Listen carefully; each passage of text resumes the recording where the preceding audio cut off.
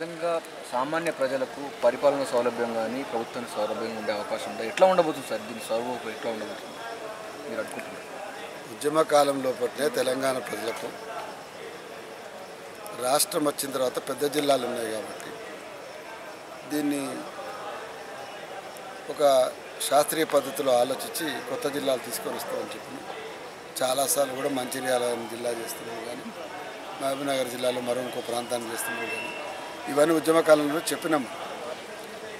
ఇవాళ రాష్ట్రం వచ్చిన 2 ఏళ్ల తర్వాత విభజనకు సంబంధించి కూనుకోవడం గురించి ఎవరు కూడా అభ్యంతరం చెప్పాల్సిన అవసరం లేదు. కానీ సమస్య ఎక్కడ ఉంది అంటే ఇప్పటికీ 2 ఏళ్ల తర్వాత కూడా పాలనా పగ్గాలు చేపట్టినటువంటి ప్రభుత్వం తాము ఎంతైతే పని చేయాలనో ఎంతైతే ప్రజలకు అందుబాటులో ఉండాలనో అది జరగకుండా మొత్తం కూడా ఏకీకృత విధానం ద్వారా ఒక వ్యక్తి ద్వారా నడుస్తున్న పద్ధతి నడుస్తున్నప్పుడు రేపు జిల్లాలు 10 జిల్లాలు చేస్తే 10 జిల్లాలు 23 జిల్లాలు చేసినా 27 జిల్లాలు చేసినా వీళ్ళు ఏ మేరకు అధికార పగ్గాలు అంటే ప్రజల ముంగిట్లోకి తీసుకుపోగలుగుతారు అనేది నిజంగా కూడా ప్రశ్నించదగ్గదే.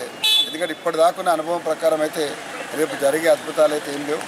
అన్నిటికంటే ముఖ్యంగా ఏదైతే నియోజకవర్గాల విభజన కూడా జరుగుతుంది, నియోజకవర్గాలు కూడా పెరుగుతాయని చెప్పేసి ఈ ప్రభుత్వం చాలాసార్లు చెప్తూ వచ్చింది. ఇప్పటిదాకా దాని గురించి స్పష్టత రాలేదు. అది స్పష్టత రాకముందుకే జిల్లాలకు శ్రీకారం చుట్టి ఇవాళ ఉన్నటువంటి శాసనసభ్యులు ఏ నియోజకవర్గంలో ఉన్న శాసనసభ్యులు కూడా ఏ మండలం దేని కింద పోదో తెలియనటువంటి పరిస్థితి, ఒక్కొక్క మండలం ఇవాళ 3 నియోజకవర్గాల కింద చీల్చబడినటువంటి పరిస్థితిలో కూడా చాలా ఒక కన్ఫ్యూజన్ క్రియేట్ చేసిన పరిస్థితి.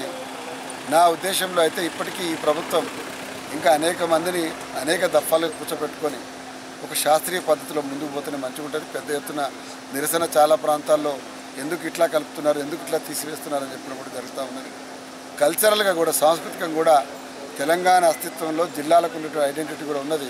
దాన్ని దెబ్బతీసే పద్ధతిలో ముందుకు సాగుతున్నది కూడా ఒక చర్చ జరుగుతూ ఉంది. కాబట్టి ఈ ప్రభుత్వం మరింత సమయాన్ని తీసుకుంటే బాగుంటుందని చెప్పేసి నాకు స్పష్టమైనటువంటి అభిప్రాయం ఉన్నది. తొందరపాటు చర్య ఏదైతే తీసుకోవడం ఉందో అది ఇవాళ ఒక జిల్లాలతో స్టార్ట్ అయింది కాదు.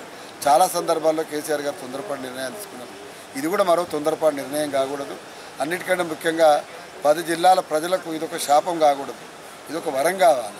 కాబట్టి వరం కావాలనుకున్నప్పుడు ఒక చర్చ జరగాలి. పద్ధతిలో కూడా ఒక నిర్ణయం తీసుకుంటే బాగుంటుందని చెప్పేసి నేను అభిప్రాయం.